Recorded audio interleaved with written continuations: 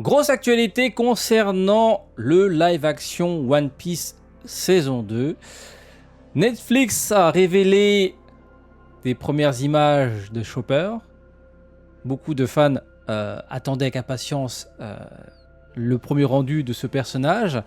Et puis, révélation concernant le casting. On a désormais un visage pour le personnage de Nico Robin et pour le terrible Mister Crocodile. On va en parler.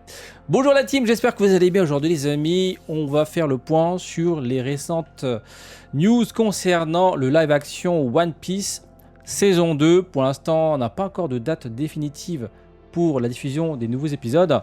Je crois qu'ils sont encore en production, pré-production, post-production. Mais récemment, voilà, Netflix a révélé pas mal de choses. On va commencer par les premières images de Choppers. Alors c'est très court, mais on le voit de dos. Pour l'instant, il ne parle pas. Alors, à première vue,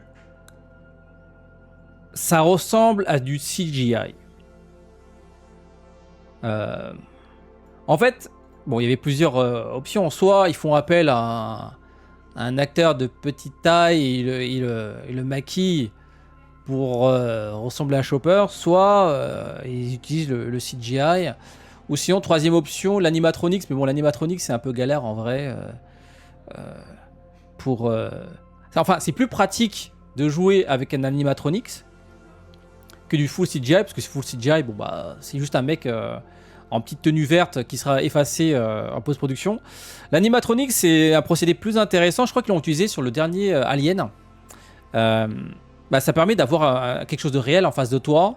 Mais bon, c'est un peu plus galère parce que bon, voilà, ça demande de l'électronique. C'est pas facile à faire. Mais bon, à première vue, j'ai l'impression que c'est du CGI, surtout l'oreille en fait.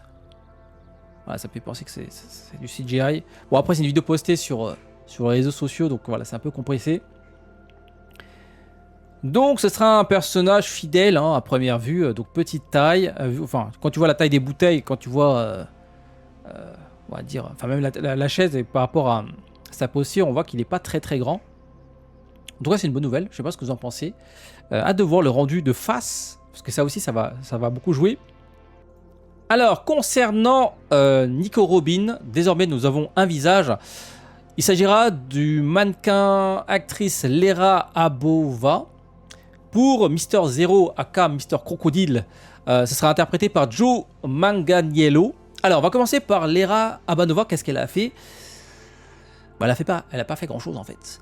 Elle a joué dans un film de Luc Besson, Anna, en 2019. Voilà. Bon, elle va travailler sur un autre film, mais pour l'instant, pas encore annoncé. À la télévision, elle a joué dans Pitch Perfect, Bumper in Berlin. Mais voilà, c'est tout. Et prochain rôle, One Piece, Nico Robin. Donc, je sais pas si c'est rassurant de faire appel à une actrice qui a pas beaucoup d'expérience. Ah bah, apparemment, c'est une modèle. Voilà, c'est une mannequin.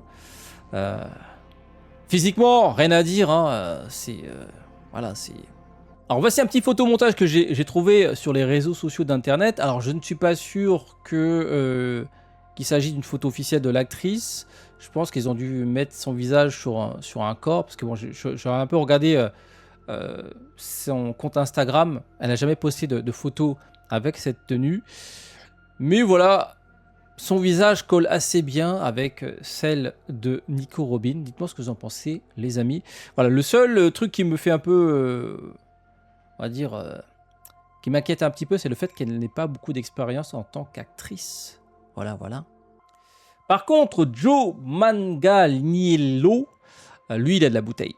Il a joué dans la trilogie de Spider-Man de Sam Raimi. Il a joué Flash, le personnage de Flash, Flash Thompson. Il a joué dans pas mal de films, Magic Mike. Il a aussi joué dans Justice League, c'est lui qui joue Deathstroke. Et puis récemment, il a fait The Kill Room, voilà, en 2023. Donc il a un peu plus de bouteilles, c'est déjà un peu plus rassurant. Et physiquement, ouais, il a la tête, quoi. Il a la tête de l'emploi. Voilà, une petite cicatrice. Ouais, moi je trouve que pour l'instant le casting est très bon, hein. Je sais pas ce que vous en pensez, mais en tout cas, ils font très attention à ça. Euh, pour l'instant, la saison 2 est prévue pour 2025, sans date précise, et devrait couvrir les arcs suivants. Donc on aura normalement la partie Whiskey Peak, où nos différents héros vont rencontrer les membres du Baroque Works. Ils vont aussi croiser la route de la princesse Vivi. Et pour se conclure Enfin, ils vont conclure normalement la saison 2 avec l'arc Alabasta. Alors ça, c'est vraiment le début de One Piece. En même temps, cet arc est assez long. Il y a pas mal de personnages, pas mal de combats aussi importants qui vont devoir couvrir. Alors voici un rappel des précédentes annonces concernant le casting.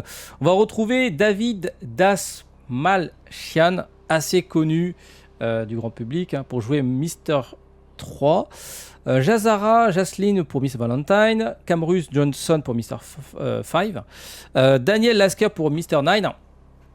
Donc c'est les différents membres du Baroque Works. Ensuite on va retrouver Clive Russell pour Crocus, Werner Quester pour Dory et Braden Murray pour Broggy. Bon là, ce qui va jouer c'est les barbes et les costumes. Là j'avoue que j'ai eu un peu du mal à me projeter. Après bon voilà, c'est pas forcément grave si c'est pas 100% accurate, enfin 100% précis, mais globalement voilà, on retrouve en partie les visages du manga One Piece. Et puis il y a eu aussi d'autres annonces concernant le personnage de Dracula, qui sera interprété par Katie Sagal pour Dr. Iriluk. Je sais pas si je le prononce bien. Ça sera interprété par Marc Arelik. Donc voilà les amis, dites-moi ce que vous en pensez des différentes annonces concernant la saison 2 de One Piece. Hâte de voir le rendu final. Alors, j'ai pas encore fini, comme j'ai dit tout à l'heure, la première saison.